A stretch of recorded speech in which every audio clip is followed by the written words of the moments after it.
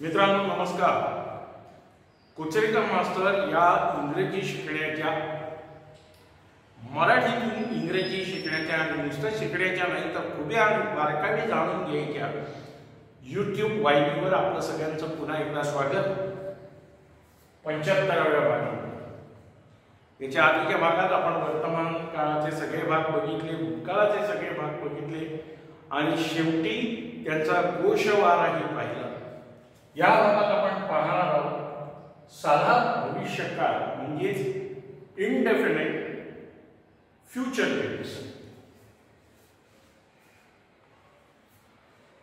Indefinite past tense आपण बघितलं, indefinite present tense आपण बघितला. तो इनडेफिनिट म्हणजे साधा का आहे आणि दिसतो तसा साधा का नाही याची तपशीलवार चर्चा त्या भागात केलेली आहे. पुन्हा जाऊन ते बघा. तोच नियम इथे लागू आहे. कालपट्टीवरून लक्षात येईल हा वर्तमान काळ आहे, हा भूतकाळ आहे आणि हा भविष्यकाळ आहे. जी घटना अजून घडलेली नाही, घडायची आहे, मी इथे उभा आहे किंवा तुम्ही इथे उभे आहात आणि जे आत्ता समजा दुपार आहे, या संध्याकाळी घडणार आहे किंवा आज रात्री घडणार आहे किंवा उद्या घडणार आहे, पुढच्या आठवड्यात घडणार आहे, त्याचा उल्लेख करण्यासाठी आपण साधा भविष्यकाळ वापरतो. त्याचं सूत्र इथे दिलेलं आहे. ते सूत्र असं आहे, सब्जेक्ट म्हणजे कर्ता, कर्त्यानंतर हा काळ दर्शवणारा क्रियापद शॅल आणि विल, शॅल आणि विल, त्याच्या मागोमाग क्रियापदाचं पहिलं रूप विल. हे प्लेचं प्ले येईल, रनचं रन येईल, सिंगचं सिंग येईल वगैरे वगैरे आणि त्याच्यानंतर कॉम्प्लिमेंट किंवा ऑब्जेक्ट. कालपट्टी समजल्यानंतर तुमच्या लक्षात येईल की जी घटना अजून घडलेली नाही, जी घडणं बाकी आहे, त्या घटनेचा उल्लेख करताना आपण साधा भविष्यकाळ इनडेफिनिट फ्युचर टेन्स वापरत असतो. याच्यामध्ये एक विशेष नोंद आहे जी इंग्रजी व्याकरणाच्या दृष्टीने महत्वाची आहे, पण आपल्याला व्यावहारिकदृष्ट्या इंग्रजी समजताना त्याचा काही अडथळा होत नाही. ती कुठली ती नीट समजून घ्या. शॅल आणि विल याच्यामुळे भविष्यकाळ हे समजतं, परंतु शॅल आणि विल हे इंग्रजी व्याकरण शास्त्राच्या नुसार, इंग्लिश ग्रामरनुसार and his was are were यांच्यासारखं ऑक्झिलियरी किंवा कालदर्शक क्रियापद नाही. म्हणजे इंग्रजीत याला कालदर्शक क्रियापद म्हटलं जात नाही, तर याला मोडल वर्ब असं म्हटलं जातं. असं का? हे रिनन पांडितांना विचारा आणि इंग्रजांना विचारा. हा नियम आहे, पण त्याच्यामुळे आपल्या समजण्यामध्ये काही फरक पडत नाही. विल आलं किंवा शॅल आलं म्हणजे तो भविष्यकाळ आहे, एवढं आपल्या मराठी भाषेमध्ये लक्षात ठेवणं गरजेचं आहे आणि व्यवहार आहे. पण जर तुम्ही इंग्रजीचा गाभ्यापासून अभ्यास करत असलात तर याला तुम्ही ऑक्झिलियरी किंवा कालदर्शक क्रियापद न म्हणता उपक्रियापद मोडल वर्ब म्हणायला पाहिजे. ही एक विशेष नोंद लक्षात ठेवा. त्याच्यानंतर शॅल आणि विल हे दोन्ही क्रियापद पुन्हा एकदा आहे. शॅल आणि विल ही दोन्ही क्रियापद फक्त आय म्हणजे मी आणि वी म्हणजे आम्ही या प्रथम पुरुषी सर्वनामांना लागतात आणि बाकीचे सगळे जे आहेत ही, शी, इट आणि ते, तो, ती, ते आणि ते अनेक ते यांच्या पुढे शॅल लागत नाही, तर फक्त विल लागतं. पण शॅल लागतं कधी? कायदेशीर निकाल, वैधानिक आज्ञा देण्यासाठी, वैधानिक म्हणजे कॉलेजचे प्रिन्सिपल आज्ञा देतील ते, घरातली मोठी माणसं आज्ञा देतील ते, शाळेचे क्लास आहेत त्या ठिकाणी जी तुम्हाला आज्ञा मिळेल ते, युनिव्हर्सिटी देईल ते आज्ञा देईल ते, तुम्ही जिथे नोकरीला आहात तिकडे तुम्हाला एखादी जी आज्ञा मिळेल, ऑर्डर मिळेल, त्याच्याकरता शॅल वापरलं जातं सर्व सर्वनामांना. उदाहरणार्थ, you shall not leave class before 5:30. शाळा 12 वाजता सुटते, मुलांनी अभ्यास केलेला नाहीये, त्याला बाईंनी सांगितलं संध्याकाळी 5:30च्या आधीपर्यंत तू शाळा सोडून जायचं नाही, बसून जायचं, वर्गात गृहपाठ पूर्ण करायचा.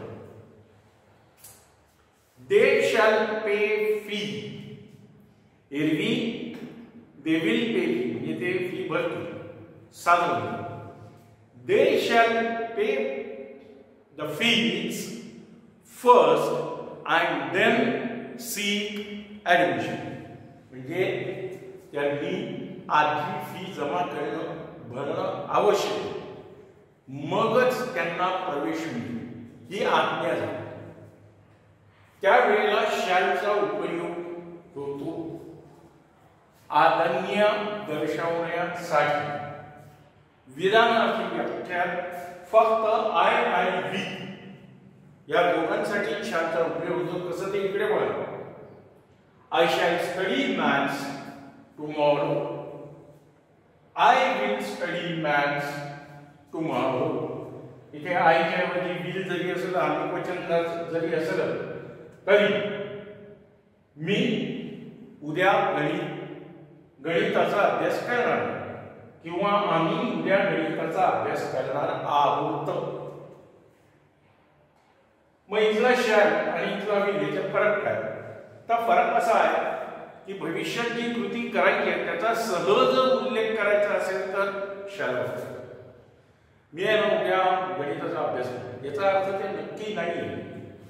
कदाचित मी उद्या भूगोलाचाही अभ्यास करेन किंवा संस्कृतचाही अभ्यास करेन, पण त्याच्यामध्ये थोडीफार निश्चिती असेल, नाही मला हे उद्या करावंच लागेल, अशा प्रकारचं जर असेल त्यावेळेला आपण विल वापरू.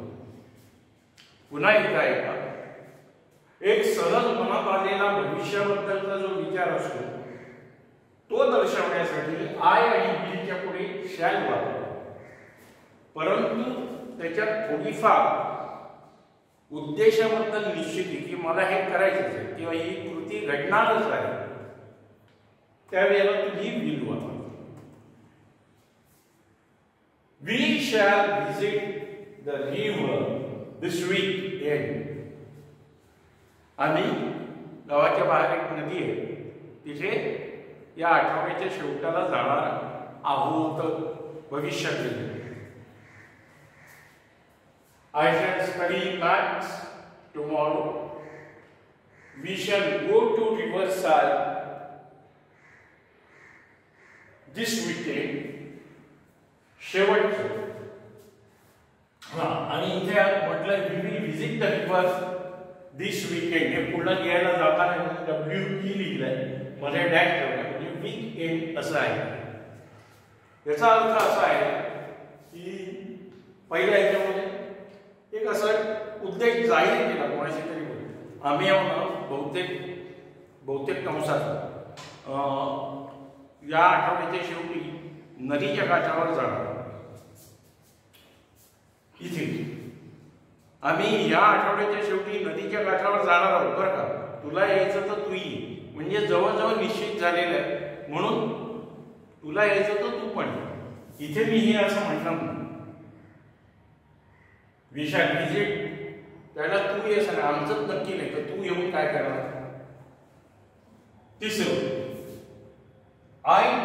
We shall watch a movie in the next week. आम्ही पुढच्या आठवड्यात एक कुठला तरी चित्रपट बघणार. सखू गेली पंढरपूर आपण चालेल आणि दबंग गेली, कुठला तरी एक पिक्चर पण पुढच्या आठवड्यात बघू असं आहे. We'll watch a movie in the next week.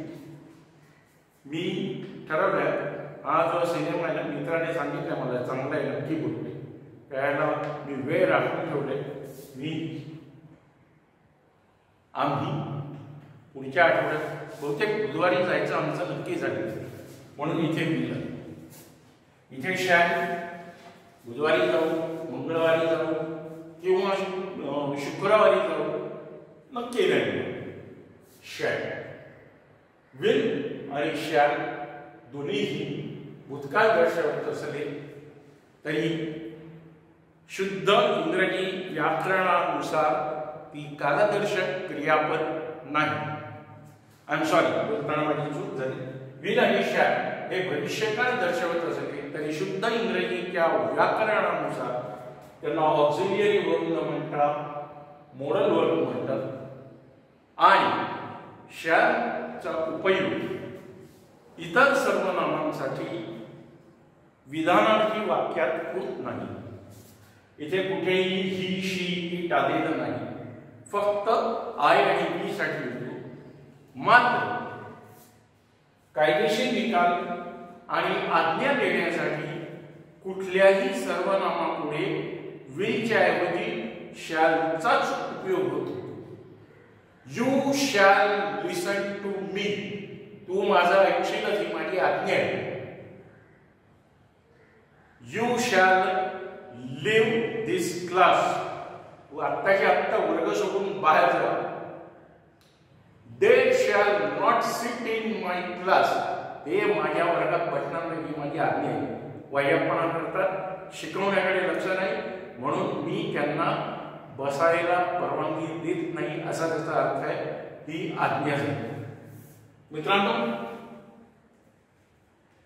Will आणि शॅलचा उपयोग कसा करायचा, त्याच्यामध्ये फरक काय आहे आणि सारा भविष्यकाळ कसा वापरला जातो हे कालमापन पट्टीवरून आपल्याला समजून घेता आलेलं आहे. करता शॅल विल वीचं पहिलं, आय करता शॅल स्टडी वीचं पहिलं, विजिट वीचं पहिलं, वॉच वीचं पहिलं.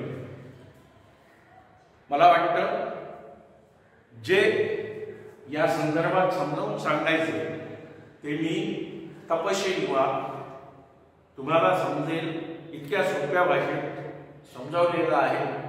समजून घ्या. या फळ्यावर जे लिहिलेलं आहे ते एका वहीत लिहून घ्या आणि त्याचं मनन करा.